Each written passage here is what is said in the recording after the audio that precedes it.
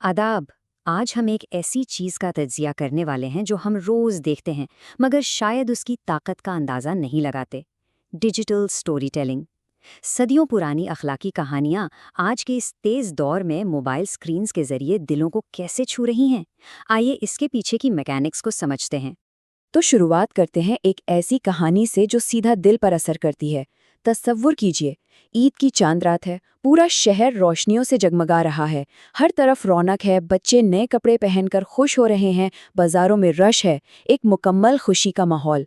लेकिन इस सब के बीच एक छोटा सा बच्चा मस्जिद के बाहर बिल्कुल खामोश बैठा है।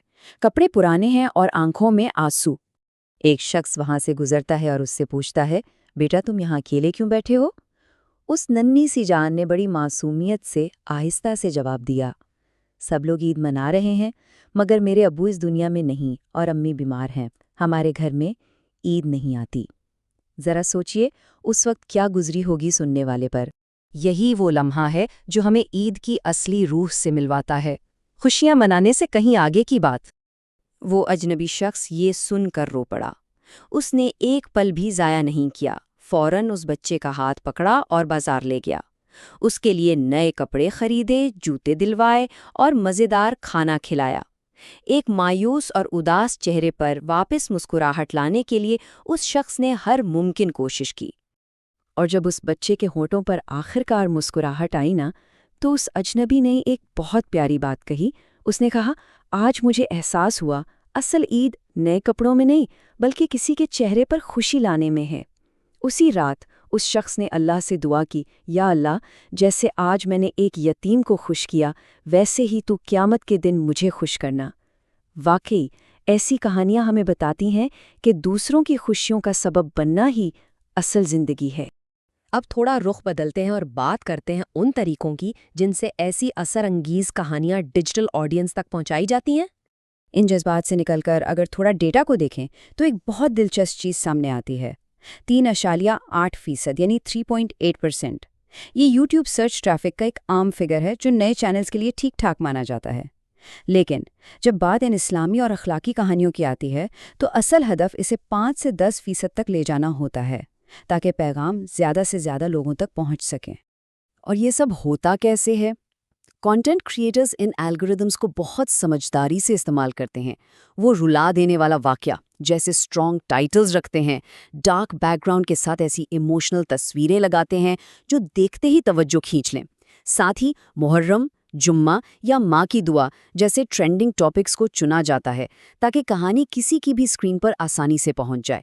आइए एक और कहानी का तज्जिया करते हैं, ताखीर की कीमत, यानी सलमान का आखिरी जुमा। ये कहानी एक ऐसी टाइमलाइन पर चलती है जो हम में से किसी के साथ भी हो सकती है। सुबह का वक्त था, माँ ने सलमान से जुम्मा की नमाज पढ़ने की गुजारिश की। दोपहर हुई तो सलमान ने लापरवाही से कह दिया, अम्मी अभी बहुत टाइम पड़ा है, पढ़ लूँगा। शाम को वो दोस्तों के साथ बाहर निकल गया और फिर शाम होते ही एक दर्दनाक हादसा पेश आ गया। एक छोटी सी लापरवाही का कैसा खौफनाक अंजाम। जमीन पर जख्मी हालत में गिरे सलमान की जुबान पर सिर्फ एक आखिरी पछतावा था, काश मैंने आज नमाज पढ़ ली होती, क्योंकि मौत कभी बताकर तो आती नहीं। इस दर्दनाक पछतावे और हॉस्पिटल में उसकी माँ की आहों ने देखते ही देखते पूरे इलाके के नौजवानों की सोच बदल कर रख दी। अब आते हैं एक और ऐसी थीम पर जो ऑनलाइन सबसे ज़्यादा देखी जाती है, माँ की आखिरी दुआ और अहमद की कहानी। डिजिटल दुनिया में माँ की दुआ एक ऐसा मौजू है जो हर किसी को जोड़ देता है। अहमद की मिसाल ले लीजिए। अपनी जवानी में मोबाइल और दोस्तों में इतना मगन था कि जब भी माँ समझाती मगरूर होकर कहता, अरे बाद में तौबा कर लूँगा। लेकिन जब वही माँ इस दुनिया से रुखसत हो गई तब समझ आया कि उसने क्या खो दिया है। फिर वही अहमद रोता था कि काश मैं एक बार अपनी अम्मी की बात मान लेता। एक खाली जाए नमाज, जरा सोचिए ये मंजर कितना दर्दनाक और बेदार करने वाला हो सकता है।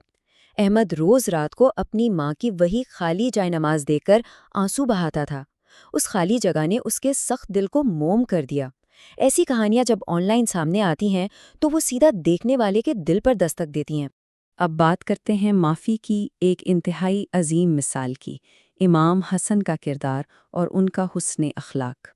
मंजर कुछ यूं है, इमाम हसन मदीना की गलियों से गुजर रहे थे। اچانک ملک شام سے آیا ہوا ایک مسافر ان کے سامنے آ گیا۔ اس کے دل میں بچپن سے ان کے خلاف غلط فہمیاں اور نفرت بھری ہوئی تھی۔ اس نے سرے عام بھری گلی میں انہیں برا بھلا کہنا شروع کر دیا۔